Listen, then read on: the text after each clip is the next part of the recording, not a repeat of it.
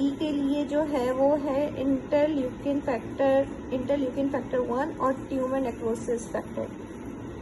ये याद रखना, ये जो है ना इनके लिए और हिस्टामिन के इसके लिए है। ठीक, उसके बाद आ जाते हैं ल्यूकोसाइड।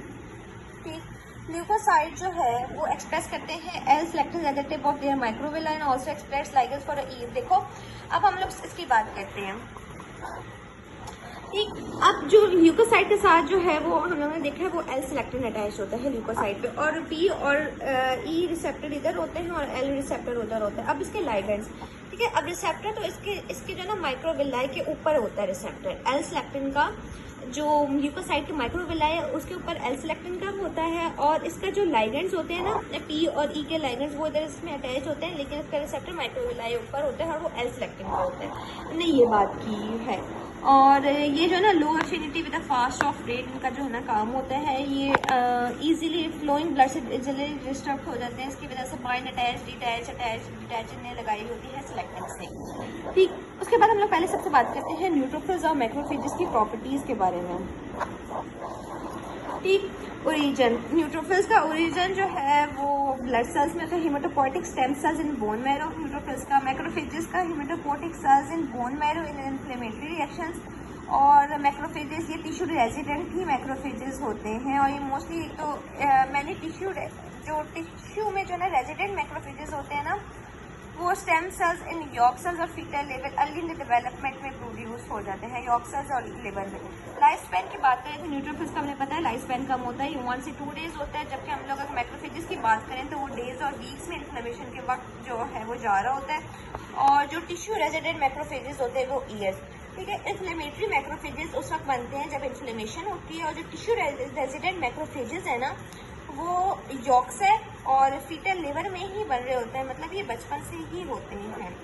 अब रिस्पॉन्सेस टू एक्टिवेटिंग स्टिमुलाई, ठीक है, ये रैपिड शॉर्ट लिव्ड मोस्टली डीग्रेनुलेशन मतलब इसमें से एंजाइम्स और ग्रेन्यूल्स निकलते हैं और वो उसमें से उनकी एंजाइमेटिक एक्टिविटी होती है, रैपिड होते हैं, शॉर्ट लिव्ड। जबकि ये प्रोलॉन्ग्ड होते हैं, स्लो होते हैं और जीन ट्रांसक्रिप्शन पे डिपेंड कर रहे होते हैं कि एक जीन आएगा उसके बाद वो सारा काम होगा, तो इसमें जीन ट्रांसक्रिप्शन की ज़रूरत होती है इन मैक्रोफेजेस। रिएक्टिव ऑक्सीजन स्पीशीज की बात करें तो आगे जाके हम पढ़ेंगे भी रिएक्टिव ऑक्सीजन स्पीशीज इसमें जो है, इसमें न्यूट्रोफिल्स में रिएक्टिव ऑक्सीजन स्पीशीज होती हैं और वो रिस्पायरेटरी बर्स्ट में रोल अदा करते हैं। याद रखना, respiratory burst is a feature of neutrophil.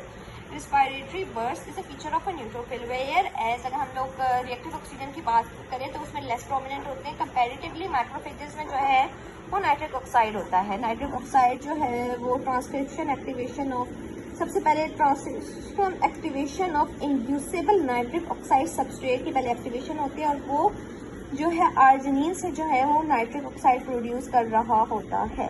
फिर डीग्रेनुलेशन की बात करें तो डीग्रेनुलेशन में हमने देखा है कि major response induce by cytoskeleton arrangement, ठीक है, साइटोस्केलेटन अरेंजमेंट में डीग्रेनुलेशन होती है, जबकि मैक्रोफेजेस में ये नॉट प्रोमिनेंट है। साइटोकाइन की प्रोडक्शन की बात करें तो इसमें लो लेवल और नन है, जबकि major functional activity requires transcription और एक्टिवेशन ऑफ साइटोकाइन जीन, इससे जो है ना ट्रांसक्रिप्शनल एक्टिवेशन ही चाहिए होती है।